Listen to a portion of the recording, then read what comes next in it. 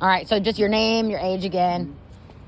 Because a lot of the times the people who watch one video don't necessarily see the other one. Yeah, unless you're like a bigger person and they go on your page and they look. Cool. It's just usually what they come across. So, yeah, your name, your age, and then kind of what led you to addiction, another... Okay, you ready? Yeah. Okay, my name's Toby Bean, and I've been an addict all my life. I actually found out that I was born an addict, and I had some hard times as a child. My story goes like, well, my mom and dad were alcoholics, and they got in a fight, and my mother shot and killed my father when I was really young. And so we went to foster homes in California Youth Authority, and I grew up in foster homes and places like that. And somehow it just kind of, the people I met in the foster homes and stuff, they were addicts too. And I got introduced to drugs and narcotics in those homes. And I slowly started on my adventure through life doing that with no father figure to talk to me about it, or no one to keep me on the right path at all. You said your mom shot your dad. Do you still... I don't know if she's alive now. Yeah, she's dead now. She passed away 10 years ago. When you got old enough, did you still talk to her? Yeah, I've always talked to her. I love my mom very much. I was mama's little boy. Yeah. We never discussed the thing that happened between her and my dad. It was something that was unspoken. But a lot of the times too, back then, adults, you don't discuss adult stuff talked about with their kids. But yeah, I mean, it stuck with me and it always troubled me. And I think it had a lot for me to do to blame my addiction on. But I found out through all the drug groups that I went to, through years of prison and life of drugs, that it's not that it didn't happen to me because I have I don't have any willpower. It's not because of that. It's not because I don't have any good choices to make. It's just because I'm an addict. I was born that way with a gene in my body that's different than other people's. Some people will try Demerol and not like it. I tried Demerol and I got to have 20 more. You know, it's like that with me. And that's just the way I grew up. And I found out that the only way to get through this addiction part is to understand what it's about and understand yourself. You got to not look down on yourself and feel bad about you because you're an addict. And people will make you feel that way because that's the way they see it. Right. They just don't understand. But you were born an addict if you're an addict. And it's not because you have low self-esteem or low willpower or you were beaten to death or your mom killed your dad or anything like that. It's just because we're addicts. We're born with that in us. Yeah. And we become that unless you can establish that as you're younger and realize it, and then let go of your self-pity and your self-hatred and learn to love yourself again, and you'll get back on the right path if you just realize to forgive yourself first. That's the most important thing. It's hard too, because a lot of the times if your parents aren't, because I'm an addict, right? So a lot of the times, like, if you don't know you're an addict, you are in self-denial. If your parents are addicts, then they don't have the tools to help you. Correct. Right? Because that's one of the things that I don't have is, well, I'm learning, is tools. Like you have to equip yourself. If you're an electrician, you need all the proper tools to go do the job, right? Exactly. So a lot of the people don't have tools for life. Like I kind of raised myself. My mom was there. She was always going to work, but she was not there. Right. Like she didn't come home and say, hey, how are you feeling? There wasn't, hi, baby. There was none of that. It was kind of like, I go to work, I come home, I make dinner, and that's really it. Yeah. So if you don't know until you know. True. You don't know until and when you get yourself down far enough to where you're stomping on your own head, you'll find out that there's another way to go. And I broke all the way down. I asked Jesus Christ to help me into my life. I accepted him as my Savior, and that is what worked for me. I mean, it really did. I don't know if it made me feel better about myself or what it did, but he came through for me, and I mean, that's what changed my life. And I don't use drugs today. I smoke marijuana, but that's it. Can I ask you what that point was? What point was? The lowest point that made you The lowest point, yeah. It's when I went to prison the 5th time, and I was really tired of it. I went to prison I was chasing my sister and her boyfriend in a car, and they wrecked, and he was paralyzed for life, and she was married to him. And oh wow, she stayed married even after he... No, they were married before that. Or no, but she stayed with him, right? A lot of the people are like, this is too much work, I'm going to bounce. Yeah, so it's good that she stayed. Him. And I didn't like him a bit, and I still didn't. And I've forgiven him now, but I don't really care for him much. And we have no communication between us because of that fact. That was the point that hit me to where I had to just get a hold of it. That was my lowest point, when I went out and did everything, every drug there was. The ones I don't even like, I did. Just to bury myself in everything. And it wasn't working. I couldn't bury myself deep enough. So I just turned to God, and it worked. Right. And it'll be different for everything. A lot of the times, a lot of people say, you'll change if you have the will to change, if you are brought low enough, or if you have like a spiritual awakening. Yeah. Have you ever had any spiritual awakenings? I really had, just that part right there. That was a spiritual awakening for me there. Yeah. I got close to it. I believe I heard Jesus talking one night. And one night when I was asleep, I believe that he grabbed a hold of me, and it was the most peaceful feeling that I ever had in my life. I felt like he had a hold of me, was holding on to me, and I never felt better in my life. I felt so tranquil and so at ease and so at peace. Right. When I was dreaming that way. Get over here, boy. This is Max. He's ready to go for a walk. He's Hi, a pretty Max. boy. Hi, Bubba. Hi, babes. This is Max. He's not an addict. But He's a pretty boy. That's what he is. I'm glad I met you. You're a pretty good girl. Oh, no, he's stepping on your cigarettes. Max, get off my cigarettes. At least they'll dry. Yep, he's a creeper. He doesn't like smoking. You know what? I was walking down the street. I was doing more interviews downtown. And as I was walking, I seen a pack of cigarettes. And like I said, I started smoking when I was 13. I quit when I was 30. But I still kick them. Yeah. To see if there's anything in them. And it was full. Oh, yeah. You want some? Yeah. After we are done, you can walk back with me to All the right, car and I'll cool. give you some. Great. I've just had them in my bag. So why do you do this interview stuff? Because I have been in recovery for 7 years. I was born an addict. Yeah, My so dad was was I. an addict. It's just in my dad's family. Yeah. I do apartment maintenance. Awesome. And I would be like listening to podcasts to find something to pass the time while I'm working.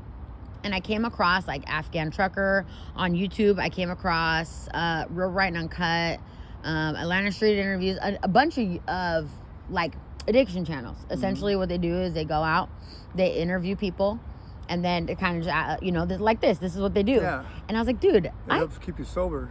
yeah, It does. I work on 4th and Davis. Awesome. I'm in it. I'm know. there. I also, one of the things that I did the 90 meetings in 90 days. So I did 110 meetings in 90 days. And I think I kind of burnt myself out. So me doing apartment maintenance in recovery was my way of like, oh, I'm working recovery. Just because you do maintenance in a recovery building doesn't mean you're in your recovery. That's true. You know what I mean? Like, Yeah. I was still in recovery, but I was getting really complacent. And I was getting, I didn't feel like I was being helpful. Yeah. So this is my way of like remembering, Yeah. helping It helps and you. bringing awareness. Man, that's what clears your head up right there, what you're doing. It does. Clears It all is. straight. Yeah, and honestly, sometimes like since I work on 4th and Davis, I'm the only one down there. The only people I'm talking to are people that are leaving the methadone clinic, people that are Yeah. sleeping on the streets. Mhm. That's literally who I spend most of my days around. Right. And so shit, if they want to do an interview for $10, I'm helping them, they're helping me. Yeah. And when my channel grows, I can give them more than 10. I That can give them like works. $50 for an interview. That's awesome. So that'll be like, and it's really just like one time I was doing an interview, there was a lady walking by. I had seen this guy down there. Fuck, him and I have talked before. Yeah. I've seen him down there for the last like year. And him and I were doing an interview and the lady walked by and she's like, what are you doing? And then she's like, she starts yelling at me Right. because I'm recording him. So a lot of the times it's like, I think she had schizophrenia. Right. And I think she was just like, came out right. in It's aggression. an episode. But still it helps to bring awareness, That's true. because I don't know exactly how much, but I know $1 billion or I'll say millions, because I don't know if it was $1 billion, but millions of dollars went to the homeless population. Oh, yeah. And you still see so many people on the street.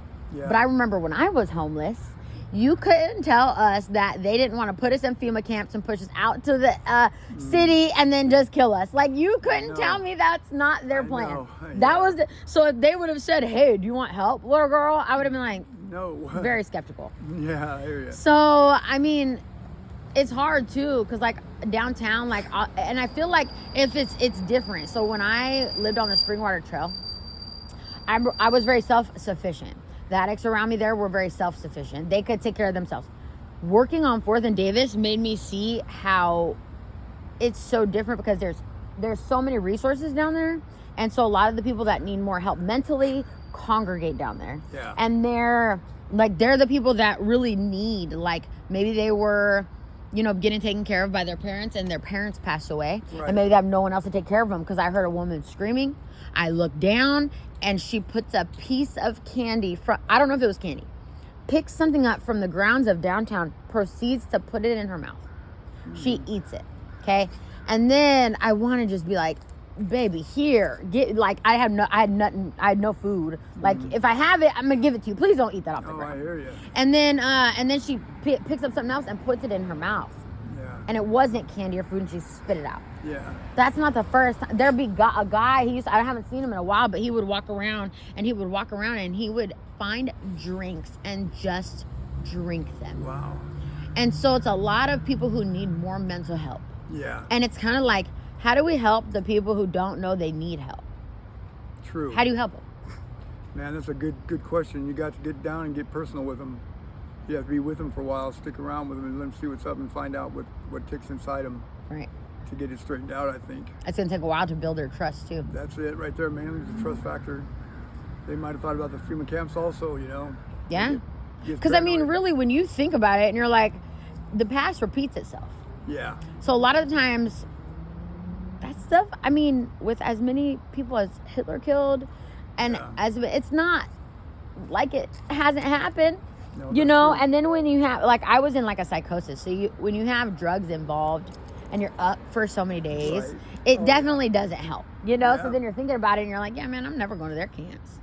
Ever. I hear that. But some people do really just want to help. Yeah. So I'm just trying to, like, help people who don't know they need help and bring more eyes to it, more awareness to it, Yeah. you know? There's a guy, I don't remember his name, but he does the videos too, of just like how it is downtown. Yeah. And it's a trip, because I was there, because I've been born and raised here. But I worked downtown post COVID. I worked downtown during COVID. Yeah. And then it's Yeah, so you've seen it. Yeah, I've been downtown since 2006. yeah, since 2006. That's been a long. So you were there before COVID, during COVID, after COVID. Yep. It was a trip. It was very And much. once they didn't reprimand people from like open air drug policy, Right. once they let people do that, Yeah, and that then was bad. COVID, all the stores are getting it was just a free for all. Yeah, it was terrible. crazy. I didn't think that was working at all. I don't think they I think they took it back. I don't think they thought it was working either, which is why they're not doing it anymore. Nope. But do you have any? It's been about 11 minutes, so do you have any advice for the youth to not do drugs? For the youth to not do drugs, I say it's just watch your peer pressure and watch the people that you hang out with and where you go. And tell your parents that you need to have some help with the drug problems that are out there nowadays. You'd like to have some advice on what to do about it because they're young. Yeah. And they don't know, but your parents do know. No, young doing fentanyl. Yeah. You know what I that's just mean? crazy. So it's careful. Oh, you're squishing Yeah, them again. I'm- You did it that time. Yes, it is. It's very bad. All right.